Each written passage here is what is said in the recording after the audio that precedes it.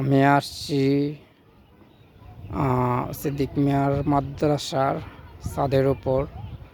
আসলে এখান থেকে যে গ্রামের প্রকৃতটা অরিজিনাল সৌন্দর্য উপভোগ করা যায়।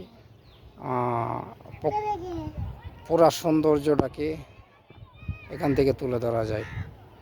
আসলে অনেক সুন্দর জায়গা এটা। এই বিল্ডিংটাও খুব সুন্দর দেখা যাচ্ছে দূর থেকে।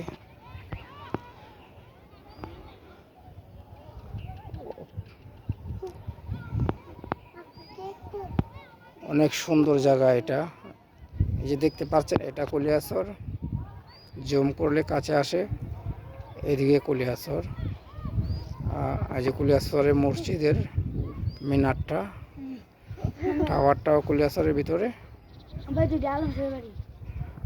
আর এই যে এই মিনারটা দেখতে পাচ্ছেন, এটা সরকারি মসজিদে সরকারি মেডিকেল যাইতে পড়ে মসজিদের মিনারটা। অনেক ভালো একটা জায়গা, অনেক সুন্দর একটা মসজিদ এটা।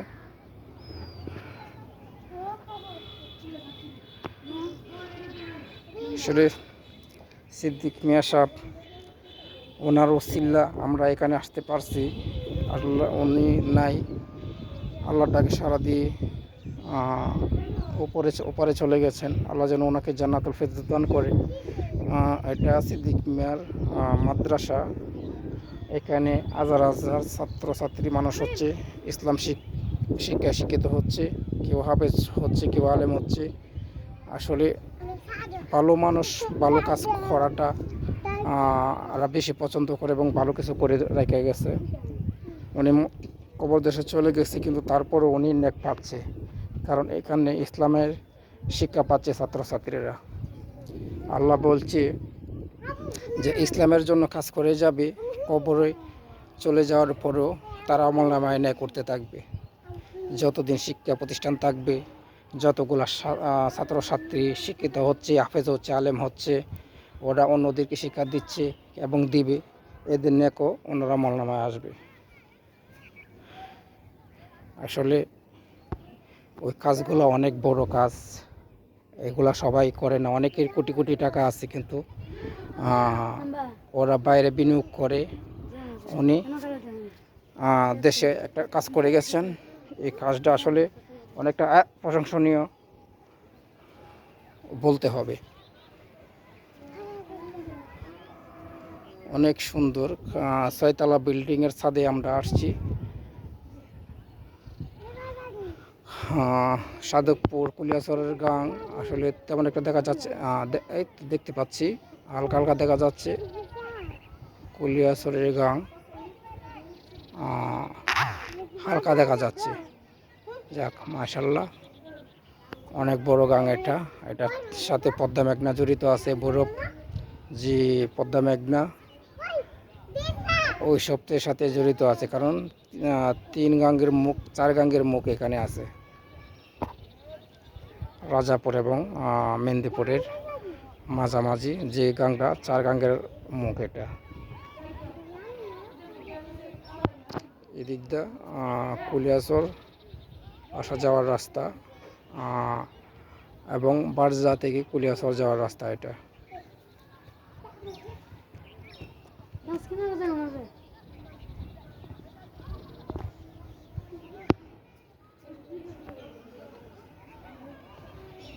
এই যে ছাত্ররা খেলাধুলা করছে।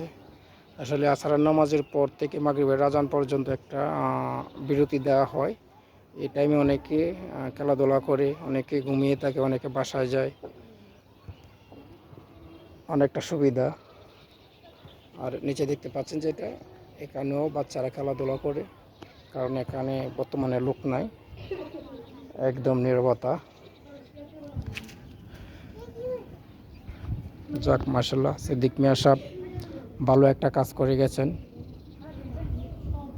উনির ওসিল্লা, কারণ আমাদের ছেলেমেয়েরা আসছে এখানে শিক্ষা করার জন্য। আপনারা দোয়া করবেন যেন আল্লাহ আমাদের বাচ্চা এবং যতগুলো বাচ্চা আছে সবাইকে যেন ইসলামী শিক্ষায় শিক্ষিত হতে পারে এবং মানুষ হতে পারে।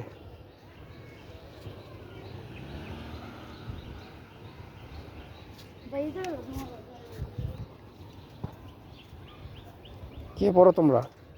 নজির নজরা, তোমাদের বাড়ি কোথায়? বস হুম? বস দুইটা বাচ্চা, ওরা আমাদের সাথে পড়ে।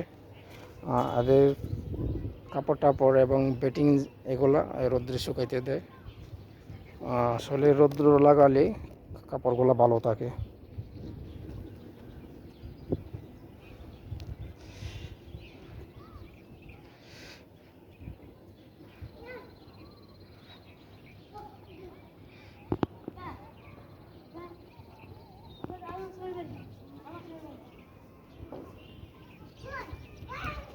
এখান থেকে ছাদের থেকে আলম সাহেবের বাড়ি দেখা যায়।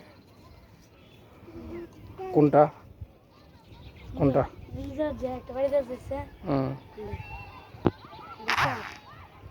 যে বাড়িটা দেখতে পাচ্ছেন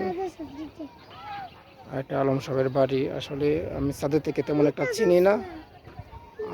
আমার ছেলে বলতেছে এটা নাকি আলম সাহেবের বাড়ি। যাক, উনি মন্ত্রী হয়েছে, আলহামদুলিল্লাহ। আল্লাহ যেন দেশের দায়িত্ব এলাকাকে সুন্দরভাবে পালন করার তৌফিক দান করে এবং দেশটা যেন ভালো করে চালায়। দেশের দায়িত্ব তো ওনার কাছে না, ওনার যে এরিয়া আছে এই এরিয়াটা যেন ওনার ভালো করে চালাতে পারে। দেশের দায়িত্ব প্রধানমন্ত্রীর কাছে। প্রধানমন্ত্রী যদি ভালো থাকে আমার দেশটা ভালো থাকবে ইনশাআল্লাহ। আল্লাহ সবাইকে সুন্দরভাবে চলার তৌফিক দান করুক।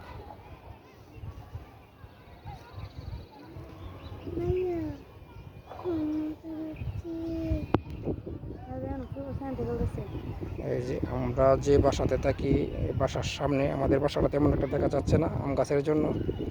এখানে আমাদের বাচ্চারা খেলে, এই যে দেখতে পাচ্ছেন, এখানে আমাদের বাচ্চারা খেলে, কারণ আমাদের বাসার সামনে উঠানে এটা।